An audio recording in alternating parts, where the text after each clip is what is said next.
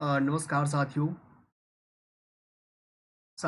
आज जो मेरा सिलसिला चल रहा था एमसीक्यू एप्टीट्यूड डेवलपमेंट सीरीज का, इसी को आगे बढ़ाते हुए आप इससे पहले जो है 2019 का 1 से लेकर के 50 तक के क्वेश्चंस में हम लोग कुल मिलाकर के देख लिए थे कितने क्वेश्चंस हम लोग का जो ट्रिक्स टेक्निक बेस्ड क्वेश्चंस थे, जहां पर कुछ यूपीएससी ने कुछ ऐसा अपना कीवर्ड्स छोड़ रखा था, जिसके बेसिस पर हम लोगों ने अपने एक्सपीरियंस के बेसिस पे जो हम लोग सोचने की कोशिश की कि क्या इसका आंसर इजीली तरीके से क्या हम फाइंड आउट कर सकते हैं। ठीक है, इसी सिलसिला को आगे बढ़ाते हुए आज हम लोग बेसिक तौर पे देखने की कोशिश करेंगे कि 51 से लेकर के 100 क्वेश्चन जो मेरे पास सेकंड पार्ट है, इसमें क्या हम लोग बेसिक बेसिक तौर पे क्या चीज़ फाइंड आउट कर सकते हैं। चलिए हम इसी सिलसिला को आगे बढ़ाते हुए आगे अपने क्वेश्चन के ऊपर चलते हैं। ठीक है, चलते हैं अपने क्वेश्चंस के ऊपर।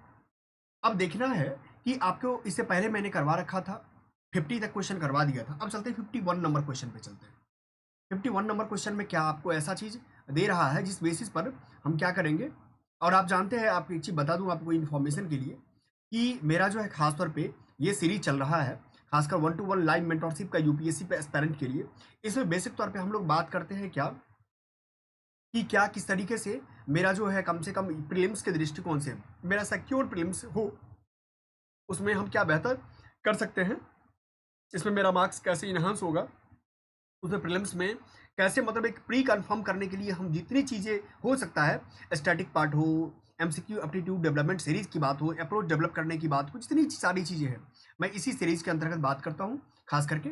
ठीक है, और ये मेरा सेशन चलता है ज्वाइंट 1-to-1 मेंटरशिप प्रोग्राम के तहत। ठीक है, अपने क्वेश्चंस के ऊपर हम चलते हैं।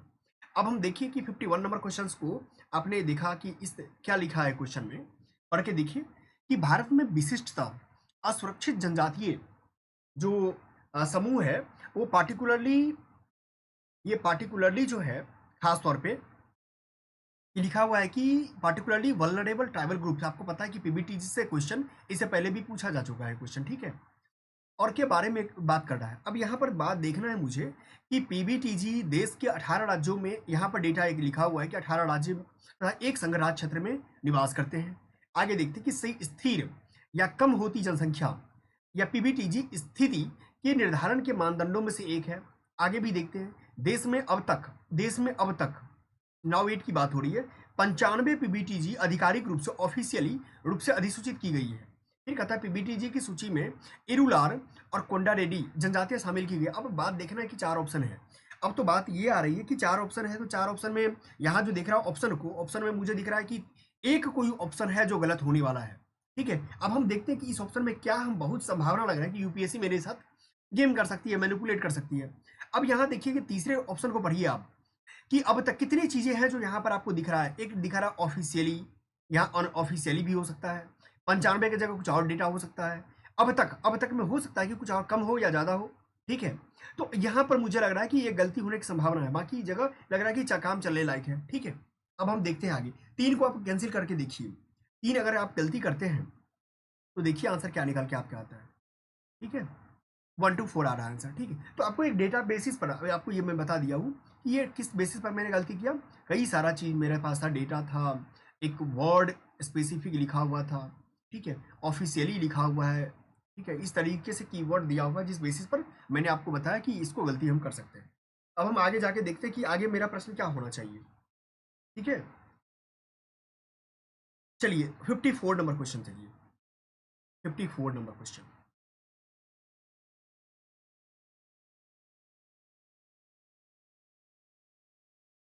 अब 54 नंबर क्वेश्चन को देखिए, यहाँ पर आपको क्या क्वेश्चन से एक दिख रहा है। ठीक है, इसको पढ़ने की कोशिश कीजिए और फिर इसमें से आप कुछ आंसर फाइंड कीजिए कि क्या ये संभावना कहाँ तक दिख रहा है। ठीक है, अब कहता है कि भ्रष्टाचार, यहाँ 54 नंबर क्वेश्चन में दिया है कि निम्नलिखित कथनों पर विचार कीजिए कि भ्रष्टाचार के विरुद्ध संयुक्त राष्ट्र convention, United Nations convention against corruption का भूमि, समुद्र और वायु मार्ग से प्रवासियों की तस्करी के विरुद्ध एक प्रोटोकॉल है। मुझे नहीं मालूम, फिर देखते हैं। यूएनसीएसी अब तक का, फिर देखिए अब तक का क्या लिखा हुआ है, अब तक का। इससे पहले भी अपने अब तक जो वर्ड आया था उस बेसिस पर आपने गलती किया था उसको। अब तक का सबसे पहला पहला विविधता, बाध्यकारी, सार्वभौमिक क्या है, सार्वभौम भ्रष्टाचार निरोधी लिखत है, यानी इंस्ट्रूमेंट है। नेक्स्ट देखते हैं। अब इतने बड़े बड़े यहाँ पर लिखा हुआ है, जिसको पढ़ने के लिए आपको क्या लगेगा, लंबा समय लगेगा। अब ऑप्शन पे डायरेक्ट आइए कि ऑप्शन में देखिए क्या है। ऑप्शन में 4 ऑप्शन दिया हुआ है। 4 ऑप्शन में आपको या तो मैक्सिमम है, या 4 का 4 है, या 4 में 3 है, 2 है, इस तरीके से, यानी कि या तो संभावना है कि 1 या तो 2 गलत है। ठीक है, अब हम क्या करते हैं फर्स्ट टाइम में, इस 4 ऑप्शन में जो मुझे लग रहा है कि बाध्यकारी लीगलिटी जो बाइंडिंग हो रहा है बहुत कम होता है। अब 2 को क्या कीजिए, गलती कीजिए जो ट्रिक्स के बेसिस पे, क्योंकि इससे पहले भी आपने अब तक वर्ड को गलत किया था। 2 हम गलती करते हैं। 2 कैंसिल करने के बाद देखिए मेरा आंसर क्या आ रहा है, फाइनल आ गया आंसर, यानी 1 एंड 3। अब मुझे पढ़ना नहीं पड़ा और मुझे मेरे पास क्या आ गया, आंसर आ गया।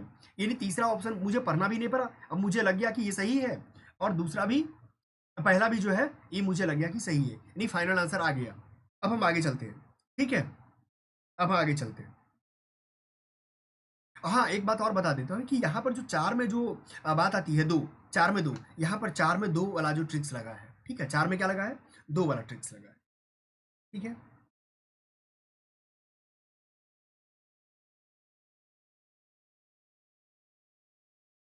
4 में 2 वाला ट्रिक्स लगा है। अब हम आगे देखते हैं।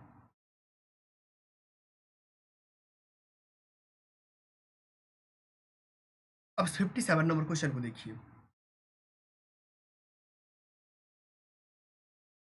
57 नंबर क्वेश्चन क्या कहता है, 57 नंबर क्वेश्चन कहता है कि निम्नलिखित कथनों पर विचार कीजिए। भारतीय पेटेंट अधिनियम के अनुसार किसी बीज को बनाने की जैव प्रक्रिया को भारत में पेटेंट कराया जा सकता है।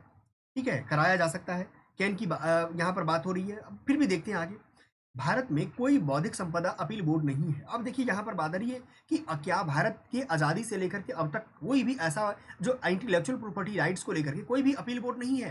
ठीक है, कोई लिखा हुआ है यानी, ठीक है, कोई बोर्ड नहीं, नेगेटिव की बात है। सोच के देखिए कि 75 सालों में क्या भारत में ऐसा कोई भी ऐसा संस्थान है जहाँ नहीं बना है। ठीक है, तो मुझे लग रहा है कि 2 गलत होने की चांसेज है। ठीक, अगर मैं सोच के देखिए 2 गलत करता हूँ, यानी मैंने इसको हटाया और एग्जाम में इसको हटा दिया, तो मेरे पास ऑप्शन 3 बचा। 3 को पढ़ना नहीं पड़ा, क्योंकि पादप जो है किसमें, भारत में पेटेंट कराए जाने के पात्र नहीं होते। बिल्कुल सही बात है, कोई भी पादप नहीं होता ऐसा, क्योंकि पादप को कोई व्यक्ति नहीं बनाता है। क्योंकि पादप तो आप जानती हैं कि ऑलरेडी क्या चीज़ें होती है, खासकर नेचुरलाइज होता है। हाँ, कुछ जगह पे होता है कि बट क्रॉसिंग करके हम लोग बनाते हैं। अब एक कहता है कि पहला ऑप्शन ऑप्शन पढ़िए यहाँ पर, लेकिन एक बात है कि 50-50 आप चले गए हैं। ठीक है, अब एक को पढ़ना है कि भारतीय पेटेंट अधिनियम के अनुसार किसी बीज को बनाने की जैव प्रक्रिया को भारत में पेटेंट कराया जा सकता है, जी नहीं। अब यहाँ पर बात रही बीज होगी आपको। ठीक है, तो बीज के बारे में जो क्या है, कॉन्सेप्ट भी थोड़ा आपको जानना पड़ेगा कि इसमें पेटेंट आप नहीं करा सकते हैं, यानी कि ये गलत हो गया आपका। इसीलिए फाइनल आंसर क्या होना चाहिए, इसका सिंगल 1 होगा।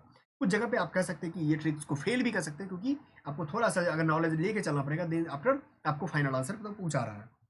तो हम आगे चलते हैं। 58 नंबर क्वेश्चन। 58 नंबर क्वेश्चन क्या कहता है कि पर्यावरण संरक्षण अधिनियम 1986 जो भारत सरकार को सशक्त करता है कि, क्या कहता है।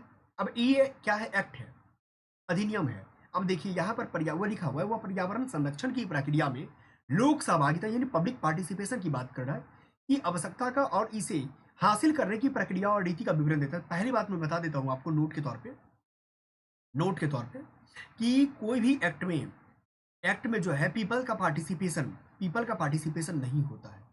ठीक है, दूसरी बात, कोई पॉलिसी अगर आएगा, ठीक है, पॉलिसी अगर मान लिया जाए, तो उसमें अगर आप क्वेश्चन आता है कि पब्लिक का पार्टिसिपेशन होता है, तो आप कह सकते हैं कि यहाँ होता है, क्योंकि नीति है। अगर उसका एग्जीक्यूशन के बारे में बात आएगा, तो उसमें लोगों की सहभागिता के बगैर संभव ही नहीं हो पाएगा। इसीलिए ये चीज़ याद रखिएगा आप। ठीक है, तो एक्ट है, तो अगर मैं इसको उस बेसिस पर अगर गलती कर दूँ, इसको मैं हटा सकता हूँ। ठीक है, 1 हटा दूंगा। अब मेरे पास बी, या तो बी बचता है या तो डी बचता है। अब देखते हैं, उस विभिन्न स्रोतों से पर्यावरणीय प्रदूषकों के उत्सर्जन या विसर्जन के मानक निर्धारित करें। बिल्कुल सही बात है। हो सकता है कि अगर मान लिया जाए कि एक्ट है, पर्यावरण प्रदूषण की बात हो रही है, तो यहाँ पर कई सारी चीज़ें होगा जो खास करके इन्वायरमेंटल प्रोटेक्शन एक्ट के अकॉर्डिंग ये चीज़ आएगा। आपने इससे पहले भी कई सारे क्वेश्चन किया हुआ है, तो ऑलरेडी निर्धारित करता है, डिटरमाइन करता है। तो आपका 2 आंसर सही हो जाएगा। और वैसे भी मैं बता दूं आपको, डी मारने से पहले कई बार सोचिएगा कि सच में इसको डी मारना चाहिए या नहीं मारना चाहिए। ठीक है, चलिए आगे चलते हैं। 59 नंबर क्वेश्चन। 59 नंबर क्वेश्चन में देखिए ABCD करके क्वेश्चंस का ऑप्शन दिया हुआ है। आपको सोचना पड़ेगा कि इसमें क्या आंसर होना चाहिए। भारत में ठोस अपशिष्ट प्रबंधन नियम 2016 यानी सॉलिड वेस्ट मैनेजमेंट रूल्स 2016 के बारे में बात हो रही है। अब इसमें देखना है कि क्या संभव है, ठीक है, क्या संभव है। अब यहाँ देखिए क्या लिखा, वेस्ट अपशिष्ट उत्पादक को 5 कैटेगरी में अपशिष्ट अलग अलग करने की होंगे, यहाँ पर 5 लिखा है। दूसरा में दिया हुआ है कि ये नियम केवल अधिसूचित नगरीय स्थानीय निकाय, अधिसूचित नगरों और सभी औद्योगिक नगरों पर ही लागू होंगे ही, यानी यहाँ फोकस की बात कर रहा है, यहाँ पर जब दो जोर देने की बात कर रहा है ही। फिर देखते हैं इस नियमों में अपशिष्ट भराव स्थल और अपशिष्ट जल प्रसंस्करण सुविधाओं के लिए सटीक और ब्यौरेवार मानदंड उपबंधी, इसमें कोई ऐसा मुझे एक्सट्रीम वर्ड करके चर्चा में नहीं दिख रहा अभी तक। फिर कहता है कि अपशिष्ट उत्पादक के लिए यह अज्ञापक होगा कि किसी एक जिले में उत्पादित अपशिष्ट किसी अन्य जिले में न ले जाया जाए। क्या ऐसा संभव है क्या कि अगर मैंडेटरी की बात कर रहे हैं, यहाँ पर क्या बात कर, अज्ञापक की बात कर रहा है, यहाँ मैंडेटरी, इसका देखिएगा आप इंग्लिश तो मैंडेटरी लिखा होगा, ठीक है, मैंडेटरी आप दिखाएंगे तो आपको इसको मैं इंग्लिश आपको दिखा भी दूंगा। डी ऑप्शन है ना इसका, देखिए इसका क्या ऑप्शन होगा, सॉरी इससे ऊपर होगा।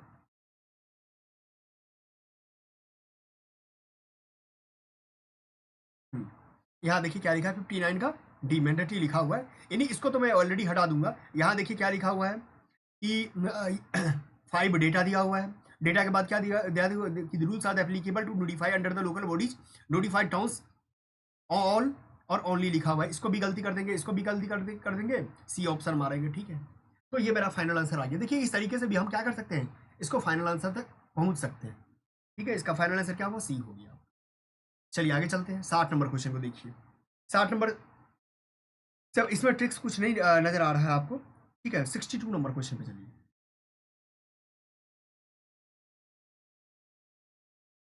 62 नंबर क्वेश्चन पे, अब यहाँ 62 नंबर क्वेश्चन में देखेंगे क्या लिखा हुआ है क्वेश्चन का, कि भारत में जो गौण खनिज है, ठीक है, क्या लिखा हुआ है, भारत में जो गौण खनिज है, गौण खनिज को आप कह सकते हैं इस तरीके से माइनर मिनरल्स के बारे में कह सकते हैं, माइनर मिनरल्स इन इंडिया, कि मैनेजमेंट को लेकर बात हो रही है, प्रबंधन के बारे में बात कर रहा है। अब कहता है कि इस देश में विद्यमान जो विधि है के अनुसार रेत यानी सैंड के बारे में बात हो रही है, बालू के बारे में बात हो रही है। सैंड एक गौण खनिज है, बिल्कुल सही बात है, ठीक है, ये सही है। फिर कहता है कि गौण खनिज के खनन पट्टे, जो माइनिंग पट्टा होता है, प्रदान करने की शक्ति राज्य सरकार के पास है, किंतु यह देखिए फिर से कंजंक्शन लग गया है, ध्यान देने योग्य बात है। जब भी किसी बड़े वाक्य में अगर कंजंक्शन से बात को जोड़ने की काम करें तो वहां पर अलर्ट हो जाना है आपको। गौण खनिजों को प्रदान करने की संबंधित नियमों को बनाने के बारे में शक्तियां केंद्र के पास होती है। पहले आपको पता है कि माइनर जितने भी मिनरल्स होते हैं उसका जो खास तौर पे जो रेगुलेशन हो, उसका कंट्रोलिंग अथॉरिटी हो, वो क्या किसके पास होता है, स्टेट के पास होता है। किसके पास होता है, स्टेट के पास होता है। इसीलिए दो मैं क्या कर रहा हूँ, इसको गलत कर रहा हूँ। अगर दो गलत करने के बाद देखिए आंसर क्या बन रहा है, बी कैंसिल डी कैंसिल, यानी 3 सही है। अब एक ऑलरेडी आपने क्या कर रखा है, एक ऑलरेडी सही कर रखा है आपने, इसका फाइनल आंसर क्या होगा, ए हो जाएगा, यानी 1 और 3 के बेसिस पर फाइनल आंसर ए हो जाएगा, ठीक है। चलिए आगे चलते हैं 63 नंबर क्वेश्चन। 63 नंबर क्वेश्चन आपके सामने है, पढ़िए और बनाने की कोशिश कीजिए क्या इसका आंसर क्या होना चाहिए। आप लोग भी अपने स्तर से कोशिश कीजिए, क्योंकि मैं आपको वो चीज बता रहा हूँ, ठीक है। आपको भी अभी देखना है कि क्या सच में इसका आंसर क्या होगा। अब यहाँ है कि भारत का अधिकांश विदेशी ऋण सरकारी सत्तों के ऋणी होने के द्वारा है, ठीक है। अधिकांश की बात हो रही है ना, मोस्ट ऑफ द क्या है, मोस्ट ऑफ इंडियाज, मोस्ट की बात कर रहा है यहाँ पे, मोस्ट ऑफ इंडियाज, ठीक है। अब यहाँ बात हो रही है कि भारत का सारा ऑल विदेशी ऋण यूएस डॉलर के मूल्य वर्ग में है। तो पहली बात मुझे लग रहा है कि मोस्ट ऑफ इंडिया ट्रिक्स के अकॉर्डिंग गलती है, और ऑल जो यहाँ लिखा हुआ है ये भी गलती है, आपको पता ही है। इसका आंसर डी के साथ आप जा सकते हैं ऑलरेडी। और यकीन कीजिए जो मैं बता रहा हूँ ये फाइनल आंसर आपका रहता है यूपीएससी के द्वारा जो क्रॉस चेक किया हुआ आंसर है, ठीक है। अब चलते 68 नंबर क्वेश्चन पे। 68 नंबर क्वेश्चन पे,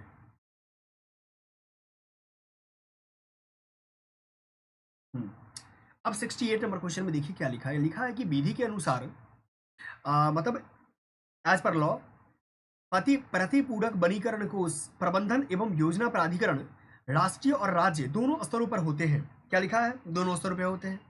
हो सकता है स्टेट लेवल पे भी होता हो और सेंट्रल लेवल पे भी होता हो, कोई भी चीज़ का, खास करके जो कंपनसेशन जो एफोस्टेशन फंड मैनेजमेंट है, ये दोनों चीज हो सकता है।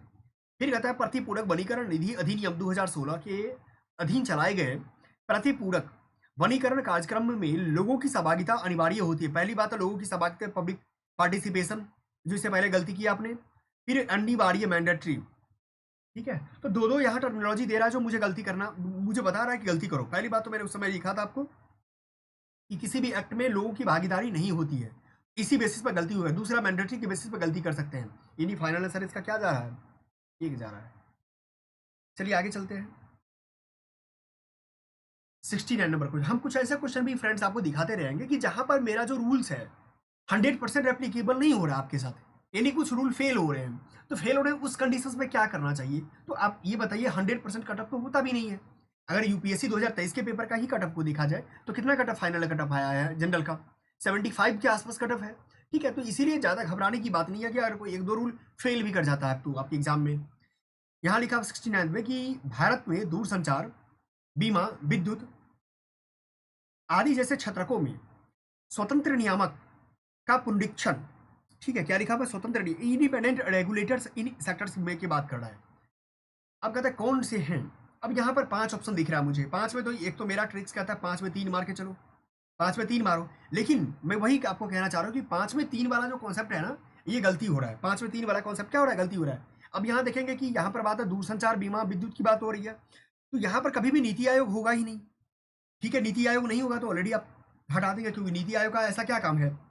वो तो नीति आयोग थिंक टैंक है ना, गवर्नमेंट में कोई भी पॉलिसी बनाने को लेकर के। तो 5 नहीं हुआ तो 50-50 आप पहुंच गए थे, एक सिंपल आंसर के आपके जानकारी होने के तौर पे।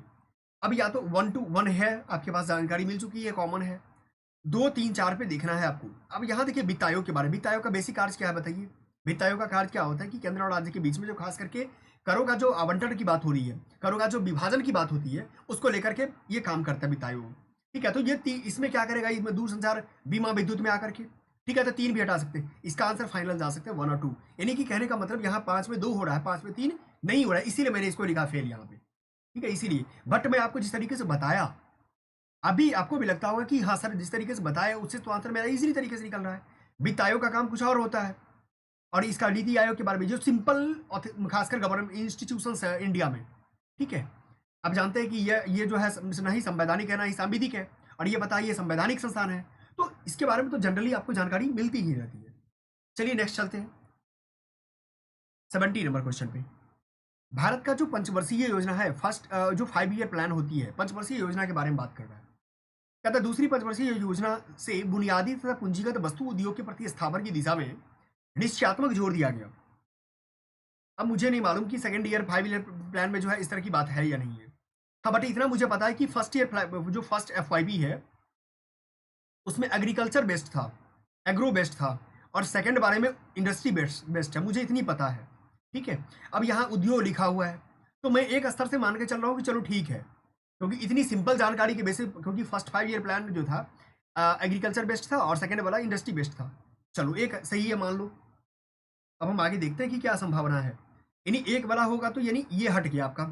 अब 2 मुझे पढ़ना ही नहीं पड़ा, क्योंकि 2 1 2 कॉमन है, तो 1 2 को ऑलरेडी सही कर दो आप, तीसरा पढ़ो आप, क्योंकि मामला तो 3 को लेकर फंस रहा है ना। 5वीं पंचवर्षीय योजना में पहली बार, देखो एक्सट्रीम वर्ड, पहली बार वित्तीय क्षेत्र की योजना के अभिन्न अंग के रूप में शामिल किया गया। पहली बात मैं गलती कर दूंगा, फर्स्ट टाइम कोई भी ऐसी चीज एक्सट्रीम वर्ड दे तो आप भी अलर्ट हो जाओ। इसका आंसर ए होगा, 1 और 2 होगा। ठीक है, इसी तरीके से आप क्या कर सकते हैं, आंसर के करीब पहुंच सकते हैं। चलिए 71 नंबर क्वेश्चन।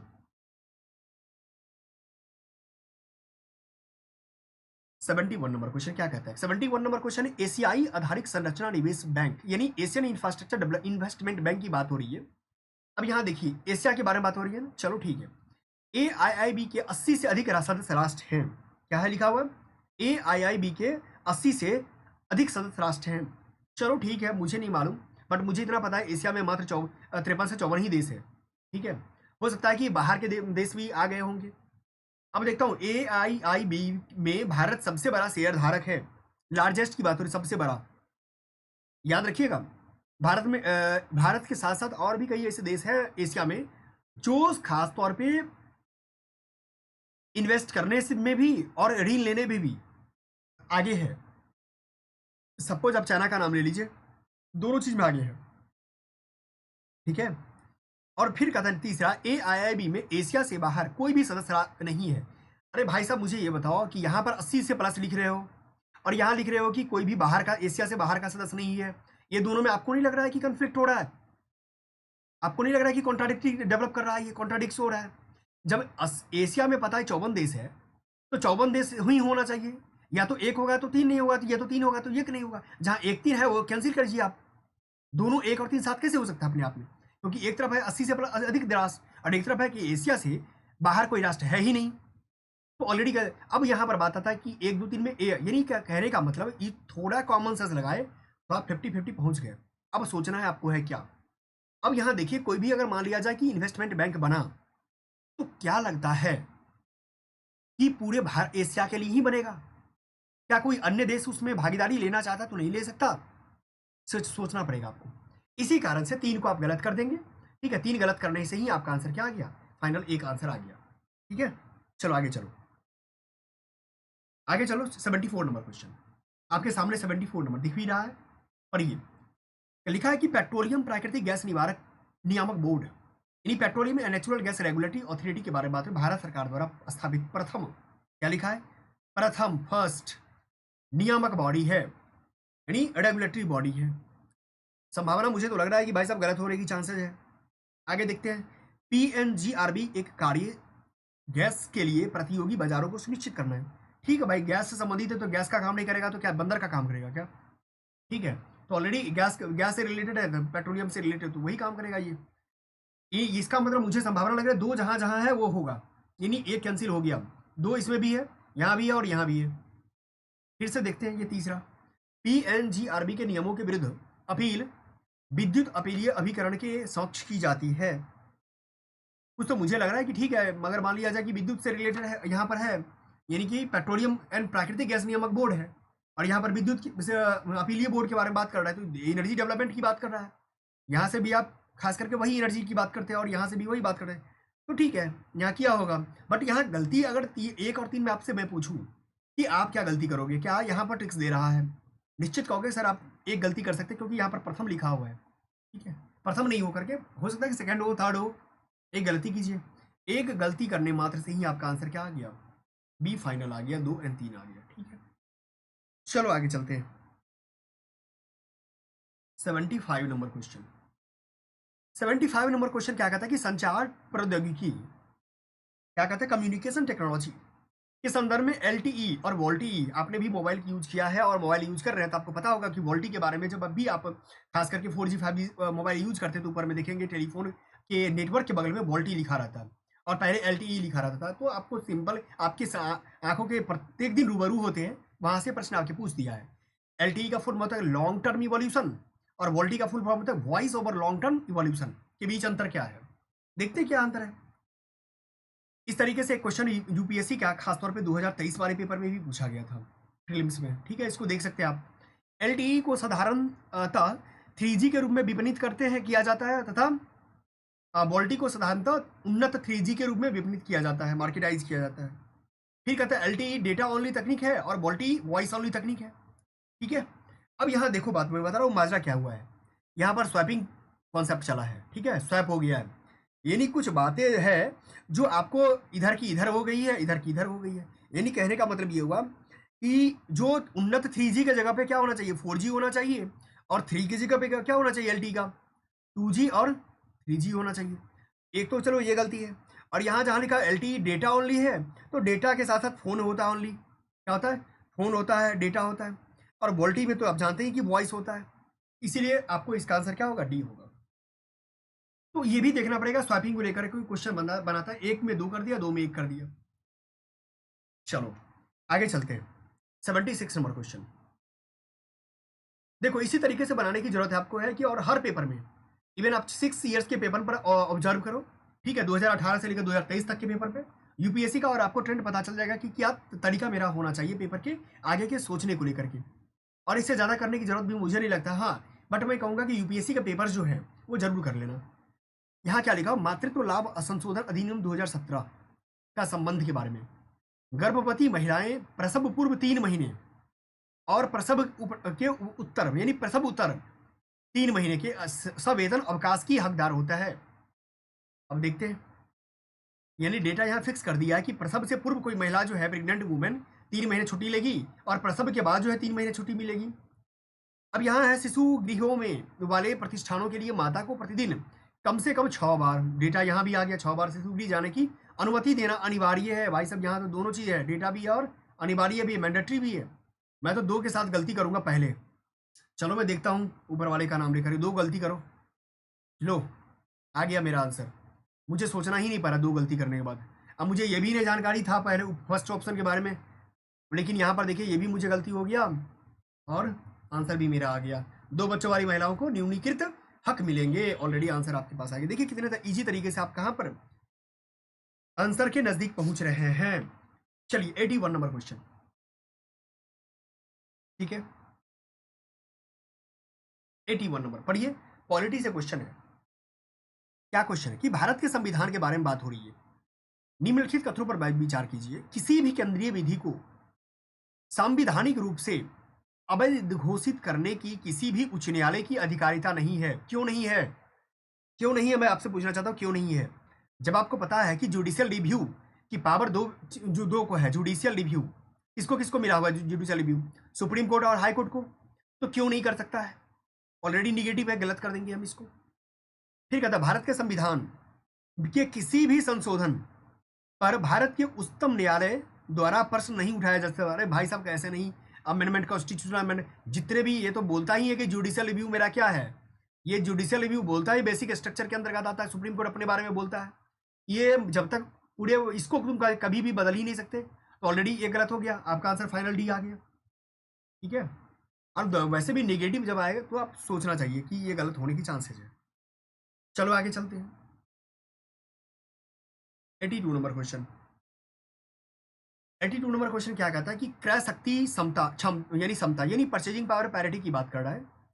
विनिमय दरों की गणना विभिन्न देशों में एक समान वस्तुओं और सेवाओं के मूल्यों की तुलना कर की जाती है। बिल्कुल सही बात है। सेम क्वाइन में, सेम रुपया में भारत में खरीदिए और नेपाल में खरीदिए या चाइना में खरीदिए। आप 100 रुपया में देखिए कि मान लिया जाए एप्पल इंडिया में कितना मिल रहा है और चाइना में कितना मिल रहा है, वही तो परचेजिंग पावर पैरिटी है। अगर 100 रुपया में अगर इंडिया में एप्पल अगर 2 किलो मिल रहा है और अगर मान लिया जाए वही 100 रुपया में अगर चाइना में 5 किलो मिल रहा है या 1 किलो मिल रहा है, यही तो डिफरेंस है परचेजिंग पावर पैरिटी का। यही तो चीज़ है, तुलना करके बात कर रहा है, एक सही है। फिर कहता है पीपीपी और डॉलर के संदर्भ में भारत की विश्व की 6ठी सबसे बड़ी अर्थव्यवस्था। पहली बात, जहां भी सेकेंड, थर्ड, फोर्थ, फिफ्थ, 6ठी टाइप का लिखा हो, ये डेटा मान के चलिए गलत है आपका, ठीक है। तो इसीलिए ये बेस मेरा खुद का एक्सपीरियंस है, आप गलती करके चलिएगा इसको। आप दोनों ने गलती कर दिया, ठीक है, ऑलरेडी आपका आंसर आ गया। चलिए 83 नंबर क्वेश्चन। अब 83 नंबर क्वेश्चन को आप लोग भी ढूंढिए कि क्या गलती हो सकता है, क्योंकि मेरे भरोसे मत रहिए कि सर करवा देंगे चीज़ों को, मैं तो करवा ही रहा हूँ, बट आप भी देखिए कि क्या इसमें आप क्या मेरे से पहले आपका आंसर आ रहा है क्या। लिखा हुआ कि भारत जो में पिछले 5 वर्षों में खरीफ की फसलों की खेती के संदर्भ में, अब खरीफ के बारे में बात कर रहा है ना, क्योंकि आपको पता है कि 2023 में भी क्वेश्चन पूछा था नाइजर सीड को लेकर के, खरीफ फसल को लेकर के पूछा था, ठीक है। तो खरीफ यहाँ पर इंपॉर्टेंट हो रहा है बार बार। धान की खेती के अंतर्गत अधिकतम एरिया है, ठीक है, मैं देखता हूँ क्या संभव है क्या नहीं है। ज्वार की खेती के अंतर्गत क्षेत्र तिलहनों की खेती के अंतर्गत क्षेत्र की तुलना में अधिक है। अब यहाँ और देखना पड़ेगा। फिर कपास की खेती का क्षेत्र गन्ने की खेती के क्षेत्र की तुलना में अधिक है। फिर कहते हैं गन्ने की खेती के अंतर्गत क्षेत्र निरंतर घटा है। अब एक बात जो मुझे समझ रही है, निरंतर घटा यानी यहाँ पर हो रही है स्टीडली डिक्रीज की बात हो रही है। यहाँ देखो इंग्लिश में दिखा रहा हूँ आपको, आप यहाँ से और आसानी समझ जाओगे कि 83 नंबर क्वेश्चन में क्या बात कर रहा है। यहाँ देखो स्टीडली डिक्रीज, पहली बात तो जो जिस तरीके से इकोनॉमिक्स चैप्टर में जहां भी इस तरह से लिखा हो उसको गलती करो, 4 कैंसिल करो। देखो आंसर आ गया, बताओ कितना इजी क्वेश्चन है, मुझे कमेंट करके बताओ कितना इजी क्वेश्चन लगा इस बार। इसमें क्या किया मैंने, कुछ किया, मुझे पढ़ा भी नहीं, एसटीडी डिक्रीज्ड मैंने बता दिया, और आज नहीं कभी भी आएगा तो तुम गलती करके चलना। ये गलती किया मैंने, आंसर मेरा आ गया 13 सही है, नहीं 1 सही भी 1 है। Area under rice cultivation is the highest है, बिल्कुल सही बात है। भारत में जो होता है हमारा राइस कल्टीवेशन खरीफ में ज़्यादा होता है। फिर कहता तीसरा नंबर की एरिया ऑफ कॉटन कल्टीवेशन जो है is more than of the sugar cane, बिल्कुल जो हमारे यहाँ खासकर खरीफ में जो है, यहाँ पर खरीफ की बात हो रही है ना, एरिया ऑफ कॉटन कल्टीवेशन जो है ज़्यादा होता है, क्योंकि आपको पता है कि कॉटन का जो कल्टीवेशन हमारे यहाँ जो खासतौर पे होता है वो कहाँ पर, गुजरात एरिया, गुजरात महाराष्ट्र के एरिया में होता है।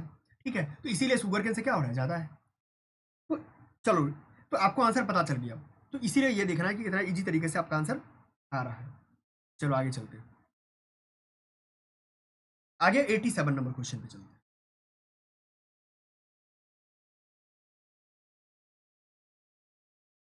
87 नंबर क्वेश्चन क्या कहता है? कहता है भुगतान प्रणाली आंकड़ों के भंडारण, storage of payment system data के संदर्भ में भारतीय रिजर्व बैंक आरबीआई के हाल के का निर्देश, जिसे प्रचलित रूप से डेटा डिटेक्ट के रूप में जाना जाता है, डेटा डिटेक्ट यानी डेटा खोज, डेटा डिटेक्ट के रूप में जाना जाता है।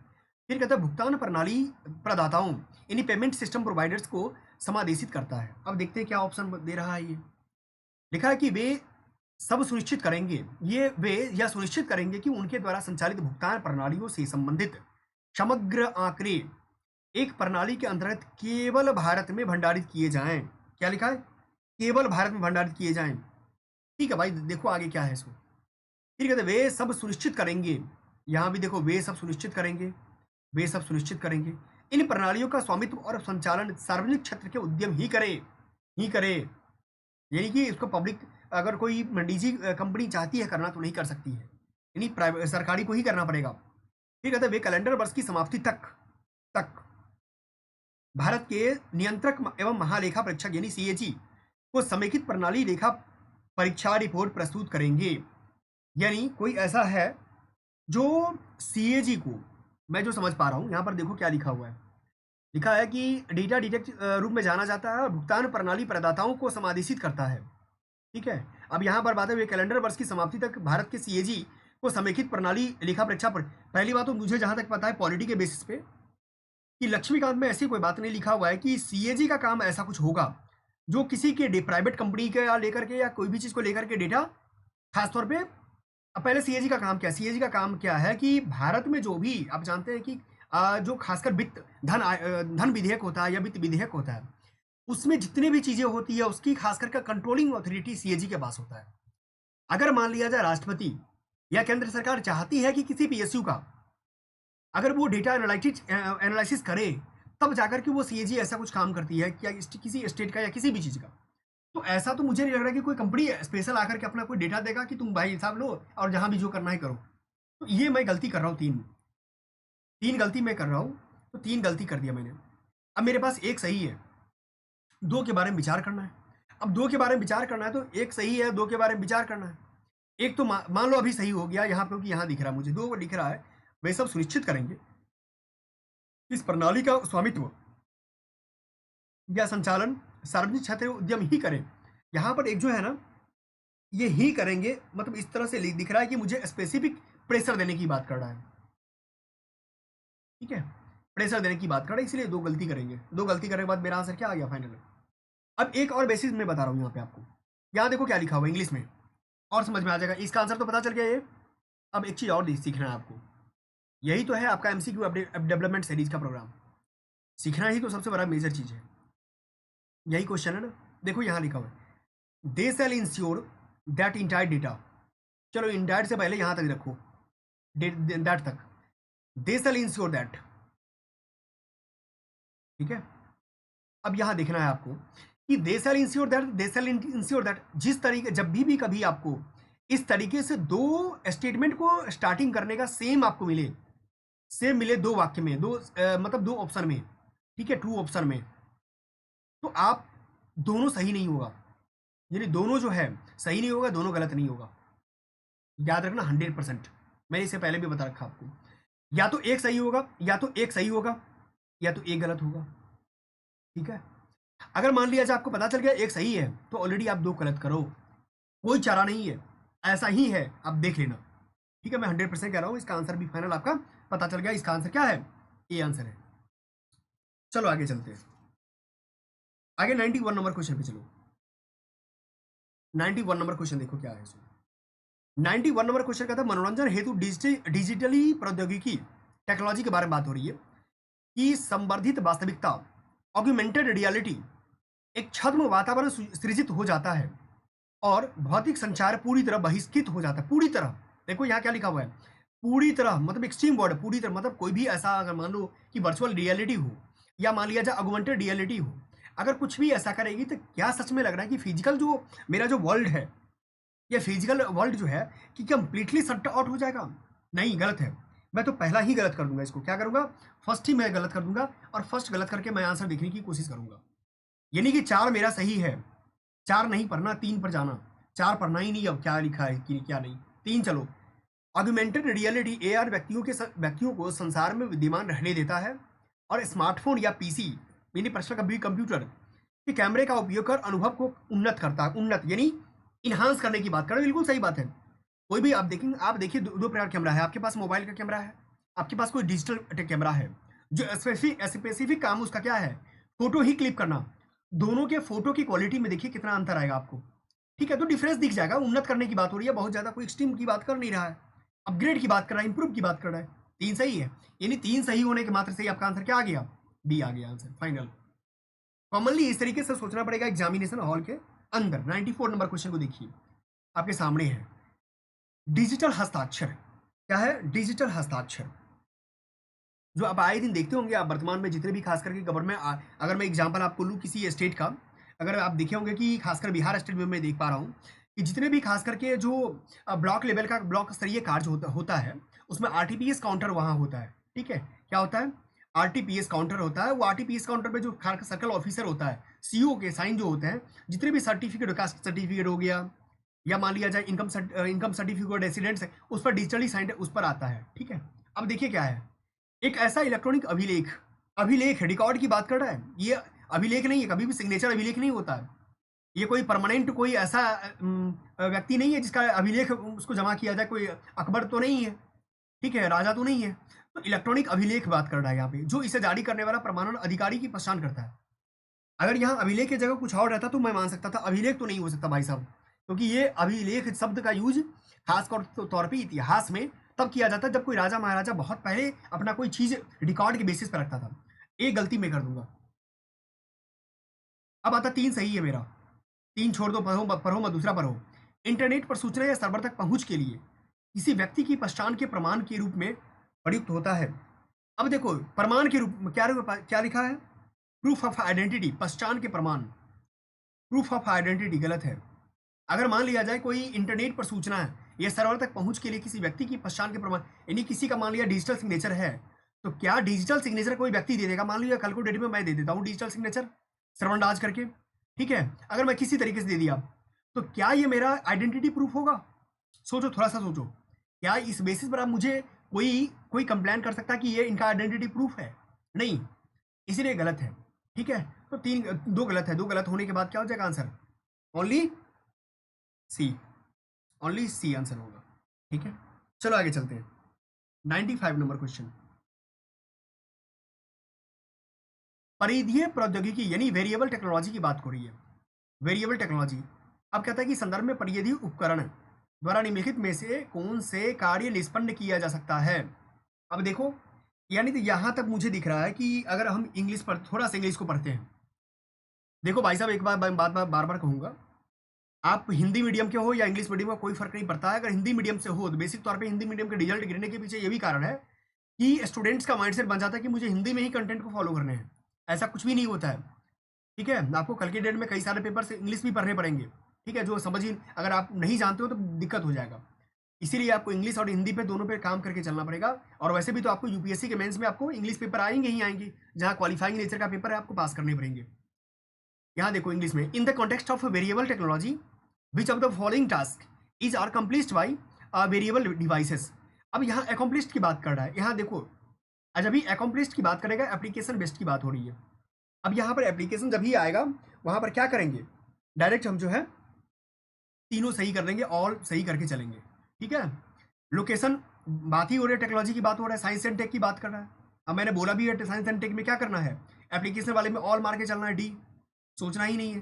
फिर भी पढ़ रहे, location identification of a person, ठीक है, slip monitoring of a person, फिर कह रहा है assisting the hearing impaired person, ठीक है? चलो इसके बारे में जानकारी आपने ले लिया, ठीक है? चलो 96 नंबर क्वेश्चन,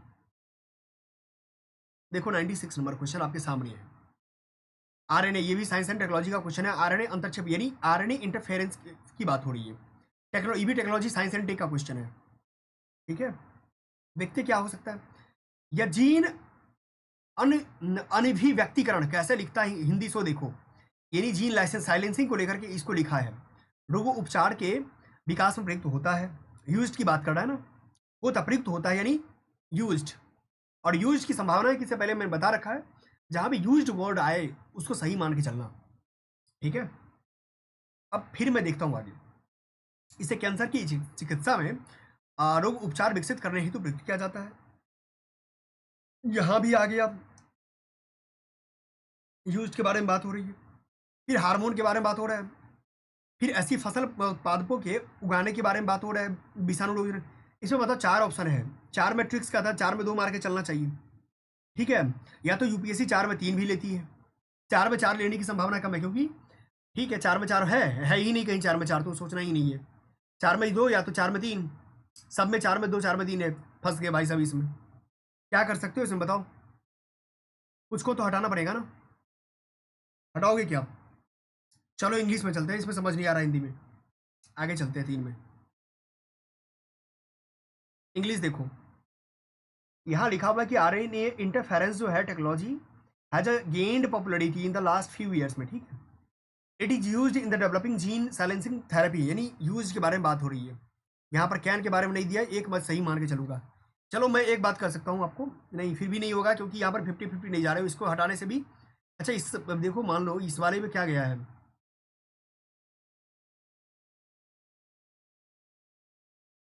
यहाँ ऐसा कुछ बन नहीं रहा है। चलो हम देखता हूँ, यहाँ देखो यही चीज़ें हैं, सोचना पड़ेगा आपको। यूज्ड एक सही है, मान लो कि इसको हटा करके 3 पे चले गए आप। फिर कहता है can be used, can be used, can be used. ठीक है, can be used, can be used, या तो संभावना लग रहा है कि तीनों होना चाहिए। ऑप्शन में दे रहा है क्या कि आरएनए के बारे में बात हो रहा है। आरएनए का यूज कहाँ कहाँ हम कर सकते हैं? हार्मोन रिप्लेसमेंट, हाँ देखो, हार्मोन रिप्लेसमेंट। एक बात बताओ, शरीर में अगर मान लो मेरा शरीर है या आपका शरीर है, क्या शरीर से हार्मोन को रिप्लेसमेंट का आपने सुना है कभी क्या? सोचो, थोड़ा सोचो। आपने हार्ट ट्रांसप्लांट सुना होगा, नी रिप्लेसमेंट सुना होगा आपने, ठीक है, कोई बोन रिप्लेसमेंट सुना होगा। क्या हार्मोन रिप्लेसमेंट भी सुना है आपने? मुझे तो नहीं लग रहा है कि हार्मोन रिप्लेसमेंट की कोई ऐसी सिस्टम होता होगा मेडिकल क्षेत्र में। मुझे, मैं तो डॉक्टर नहीं हूँ, बट मैं इतना कह सकता हूँ हार्मोन रिप्लेसमेंट मतलब बहुत टफ प्रक्रिया हो सकती है किसी बॉडी से हार्मोन को ही रिप्लेस कर देना। ठीक है, 3 गलती करो, 3 गलती करने से भी आंसर फंस रहा है। 1-4-1-4 यानी 1-4 सही है, 1-4 सही है, नहीं ये सही है और ये सही है। चलो कम से कम नजदीक तो जा रहे हैं, 50-50 इतना तो पहुंच गए। अब बात आ रही है 2 का, it can be used in the developing therapies for treatment of the cancer.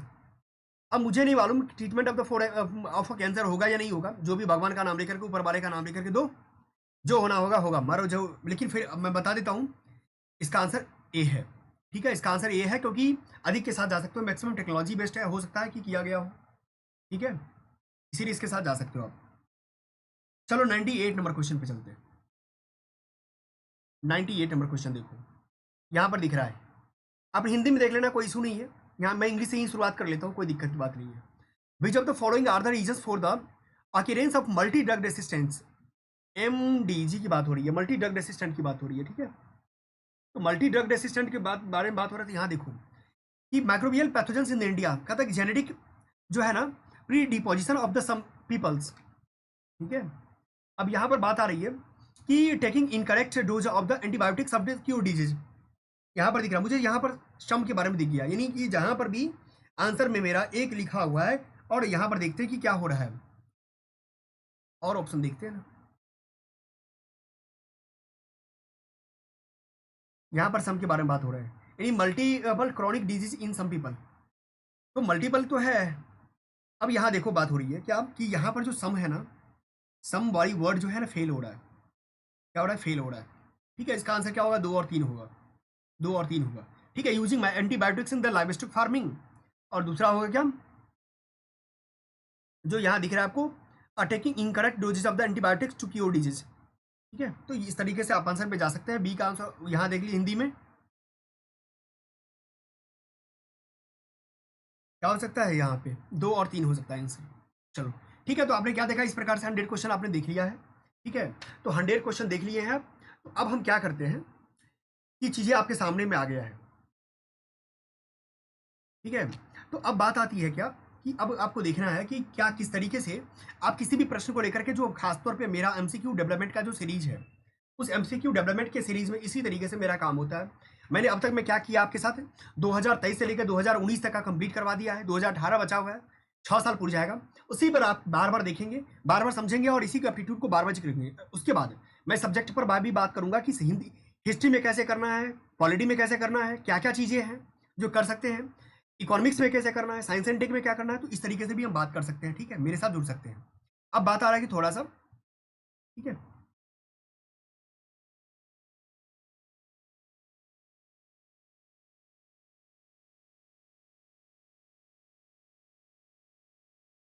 तो इस तरीके से आपको समझ करके चलना पड़ेगा कि क्या प्रश्न आ रहे हैं, क्या नहीं आ रहे। ठीक है, तो आप जब इसी तरीके से प्रश्न को बार बार जब हम करते हैं ना, तो आपको समझ में आता है कि क्या मेरा होना चाहिए, क्या नहीं होना चाहिए। तो प्रश्न को इसी तरीके से करेंगे। ठीक है, चलिए इसी के साथ क्या करते हैं हम लोग, सेशन मेरा बंद होता है आज का, क्योंकि 2019 का मैंने कंप्लीट करवा दिया आपको। ठीक है, आप मुझे बताओ कि आप ना टेस्ट दो इसके बारे में। ठीक है, जितने भी टेस्ट आपके पास है ना, इसको देखिए आप बार बार, बार बार 19 से लेकर के 23 तक जो कंप्लीट हो चुके हैं, आप इसको देखिए बार बार, और देखने के बाद आपको क्या लगता है। और इस चीज़ को प्रैक्टिस कीजिए आप, क्योंकि एक बार देखने से नहीं होगा, आपको प्रैक्टिस में डालने पड़ेंगे। और जब तक प्रैक्टिस में नहीं डालेंगे, आपको सीसेट का भी मैं करवा दूंगा, जो क्योंकि आपको मैंने बताया हुआ था कि कॉम्प्रीहेंशन का जो टॉपिक है मेरा, कॉम्प्रीहेंशन में 27 क्वेश्चन आते हैं। आप 23 के पेपर को देख करके लग गया होगा कि मैथ्स करने से फायदा नहीं है, इसलिए कॉम्प्रीहेंशन को लेके चलना पड़ेगा। कॉम्प्रीहेंशन पर भी मैं आपको एमसीक्यू विदाउट पढ़े भी कैसे 100% एक्यूरेसी कर सकते हैं, 99% कर सकते हैं, उस पर भी बात करेंगे। ठीक है, इसीलिए बहुत जल्द बात करेंगे, अभी तो टाइम आपके पास है, इसीलिए चलो यहाँ तक मैं करवा दिया, बहुत जल्दी मैं करवा दूंगा इसको, आप उसकी बात कर सकते हैं। ठीक है, चलो आज के लिए गुड नाइट। ठीक है, आज के लिए गुड नाइट।